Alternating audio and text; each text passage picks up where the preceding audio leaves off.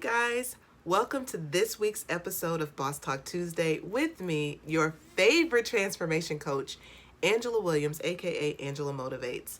I hope you guys are doing well. I am so over this COVID-19 quarantine hair. I'm telling you, I'm so ready to get my hair done. But anyway, that's neither here nor there.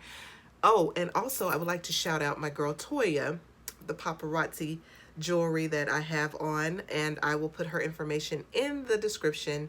So let's move on. And come on in, get comfortable. I know I'm a bit all over the place right now. My allergies are so flared up and I have a little bit of a headache, but I did not want that to stop me from actually engaging with you guys this week because I really do have something that I really want to talk to you guys about that I think is very, very fitting as always. Everything that I talk about, I feel like is very fitting, but you get my point. So come on in, get comfortable, put your name in the comment section. Let me know who you are and where you're viewing me from. Also, if you are watching on replay, put hashtag replay and spread some love by sharing the video. Or, oops, spread the video. Spread some love. So today's topic, I'm going to be talking about parents. Are you breaking your child's spirit?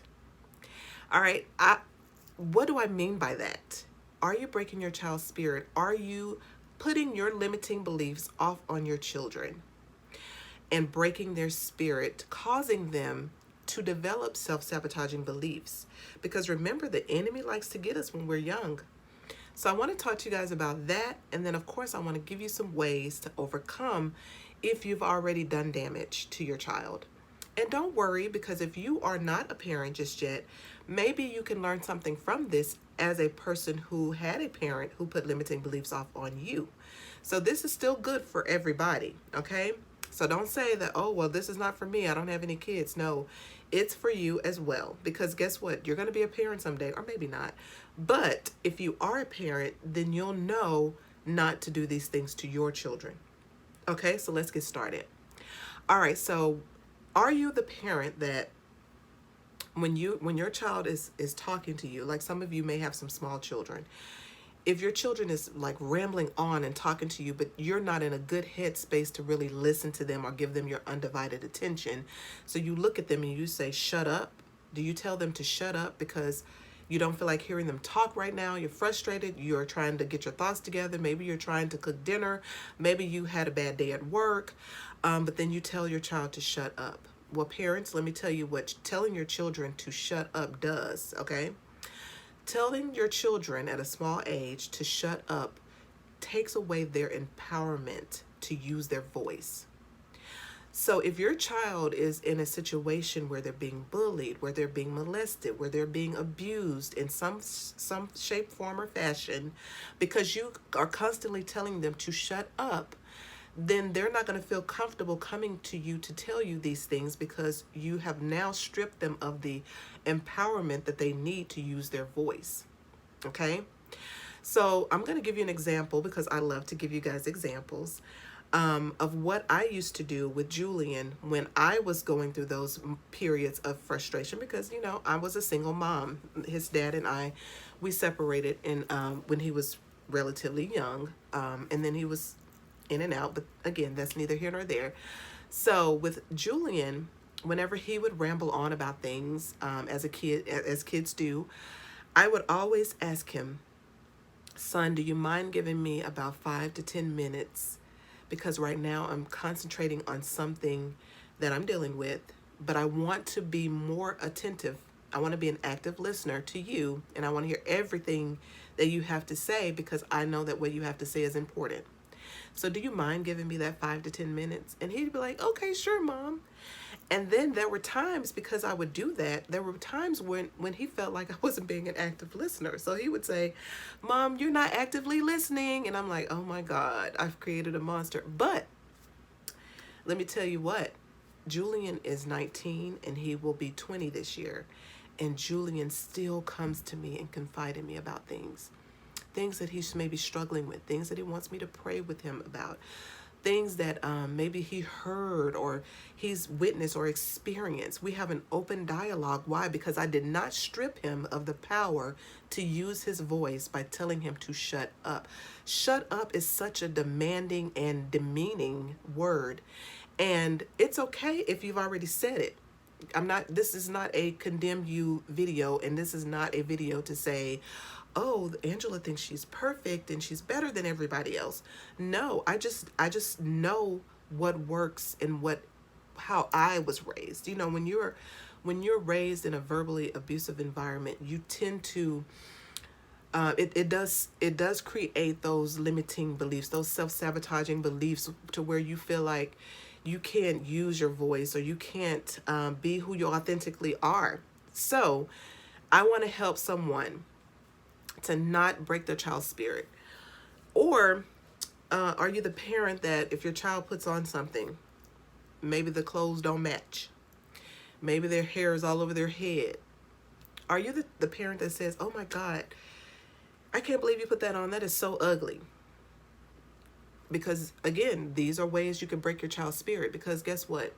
If your child put on something, and I learned this a long time ago, I think from a psychologist, I cannot remember who told me this, but it was really good. And I don't know if it may have been something I read, but anyway, I really took this advice and I implemented it, of course, in my life, where when Julian would put on things that didn't match up, and he would look like a clown, you know, and everybody's looking at me like, well, she's well put together, and her child is out here looking like who done it and what for.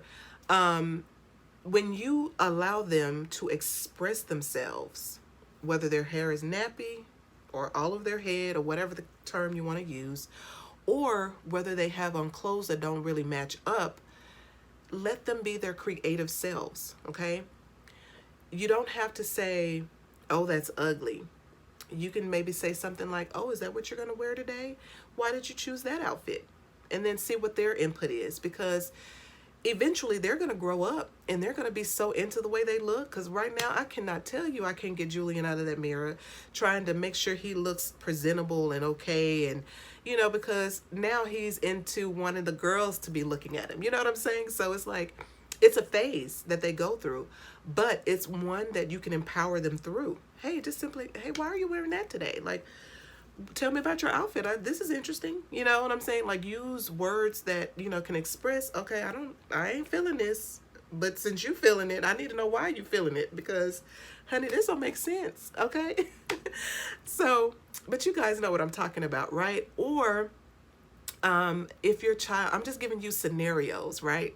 To see if this sounds like you, because if it sounds like you, then, oh my God, please, at this juncture in your life, please stop.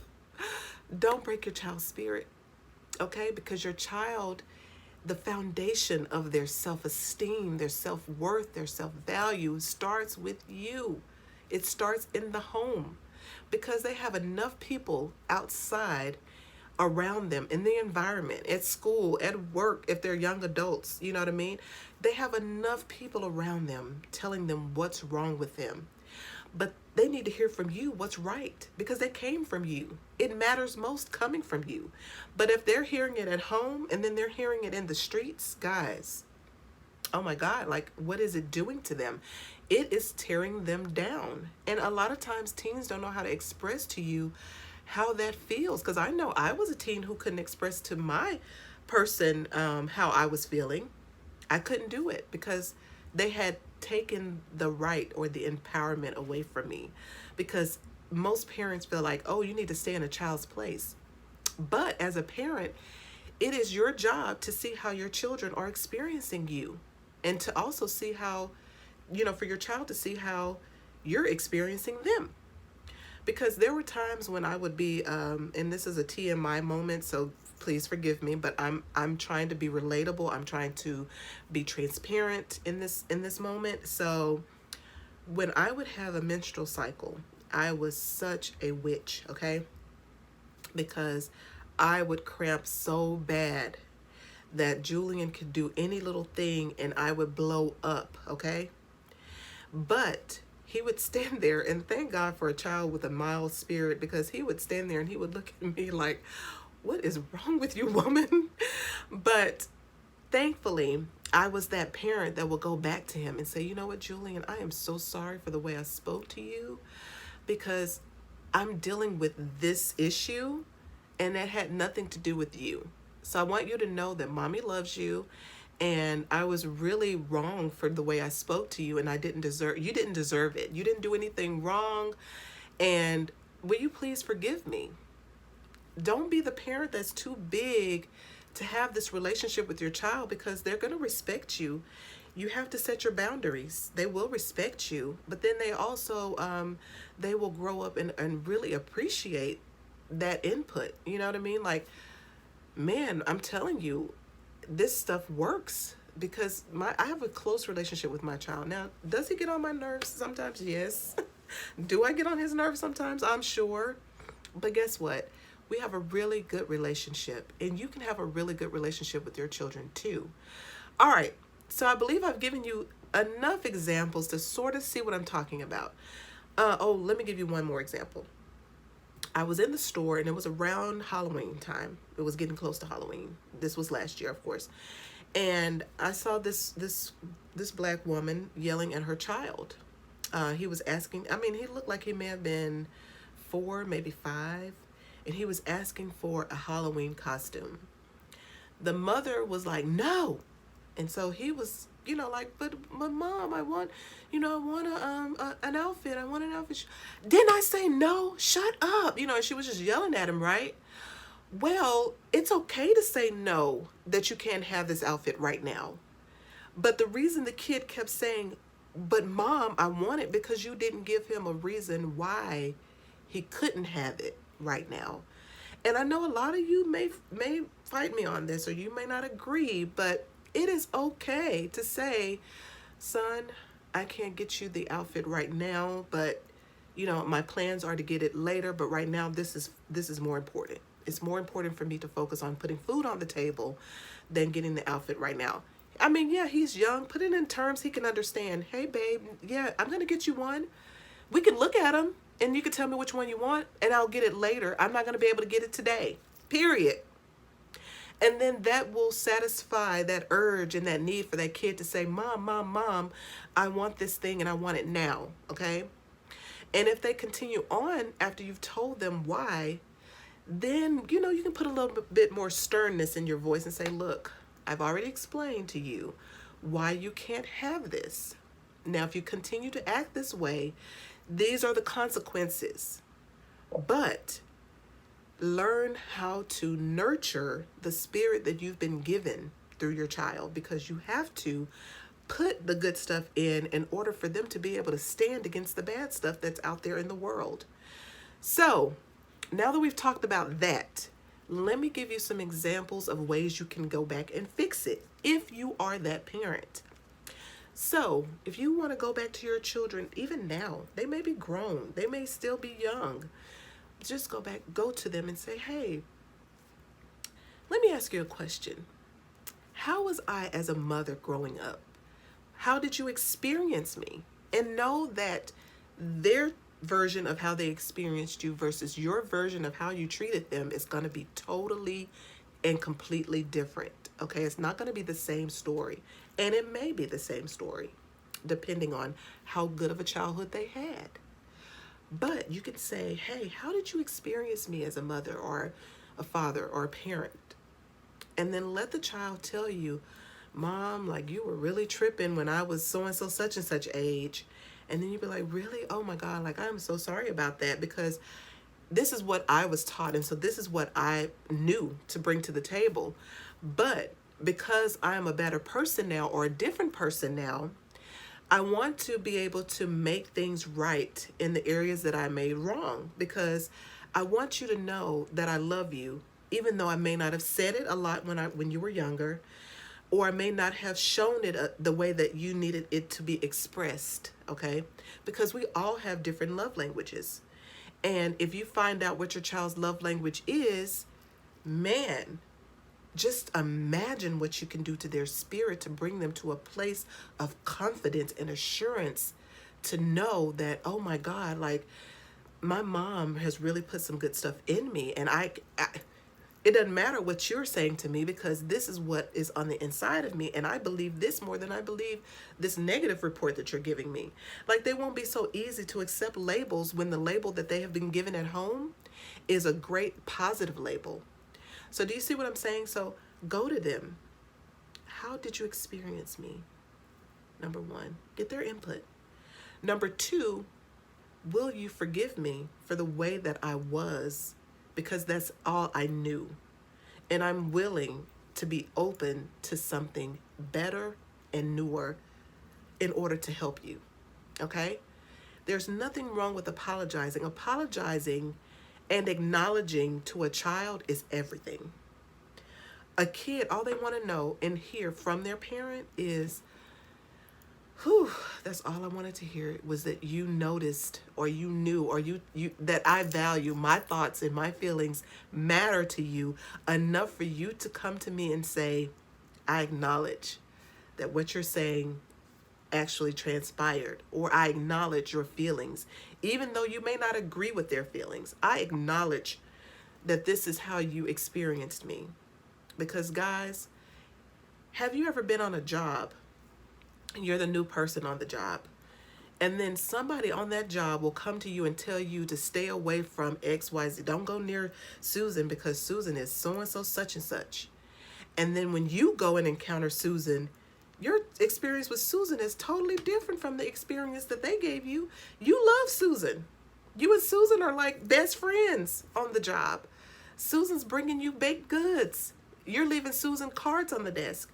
Why? Because your experience with Susan, or their experience with Susan, may have been bad because of maybe their energies or whatever didn't connect. But then you may have something that Susan needs, or Susan may have something you need, and the two of you connect on that level. That's why it's not good to listen to other people telling you, warning you about somebody, because that person could be your saving grace.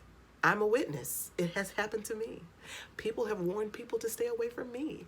Me, of all people. You know what I mean? Like, I have a heart for people. All I want to do is help people be a better version of themselves. So why would anyone say to stay away from Angela? You know what I'm saying? But they do. They have. But anyway, that's neither here nor there, because I don't want to get caught up in that. But do you see what I'm saying? Everybody's experience is different, whether they mean it the way that they presented it or not. The way the person on the other end is receiving it is what matters. How are people experiencing you? So, inquire, acknowledge, I should say is number 2. Inquire, acknowledge, forgive, and then create a new, more empowering habit. And you'll see that bond with your child will go to another level. You'll see them actually being more confident in who they are. And if you are the person who you've done everything that you possibly could do right, you didn't curse your kids out. You didn't tell them to shut up. You didn't do those things. You weren't strict on them, but yet and still they ended up going out into the world and being these monsters, if you will. Well, I guess I wouldn't want to say monsters, but they are being so not like how you raised them. Then don't beat yourself up because you've done the best job that you can do, right? So what you want to do for those kids, because right now they're out there and they're collecting testimony. They're collecting their testimony on whatever their life's purpose is. So don't count them out, okay? They're just out there doing their own thing. But while they're out there doing their own thing, you as a mother, go to God in prayer. Release them. Lord, cover them while they're out there collecting these testimonies. Be with them. Let no hurt, harm, or danger come near them. Pray over them. And if you are the child whose parent was this way, and you're out there and you're trying to live your best life, in spite of the lack of support that you had growing up, release those parents. Release them to God. Ask God to just bless them. Because they did what they knew that they could. They did all that they knew that they could do. You know what I mean? Like that was the foundation of what was placed on their hard drive. They didn't know any better. So You're going to have to release all of that so that you don't be held hostage to those negative limiting beliefs. Parents, if you're struggling financially, please don't put a financial struggle on your children, because they don't know financial struggle unless you tell them. And you're not qualified to tell them because you're not a financial expert. If you are a financial expert, then you would know how to educate them. But don't say stuff like money doesn't grow on trees. We know this. Don't tell them that. You know what I'm saying? Like, maybe sit down with them and tell them what the financial forecast of your household looks like, so that they can understand when you say no, this is why I say no. Or you can always do like I used to have Julian. Get a picture, put that picture on the fridge of what you want, and believe God for it. Let's pray over it. Let's do communion and release it. And I'm telling you, every single time we've done that, Julian has seen the thing manifest, okay? So find creative ways to encourage your children and to empower them, not to strip them of the voices, okay? That is all that I have for you guys today. I hope you've learned something from what I've had to say. You guys know my heart. I love you. I want you to be your best self, but I also want your seeds to be their best self. So I look forward to seeing you guys on next week, Tuesday. And if you want more information, please do not hesitate to reach out to me, because I have a little something that I'm working on and I'm super excited about it. Oh, excuse me. I'm working on it, and I would love to share it with you or give you some more information. All right. So take care. Bye.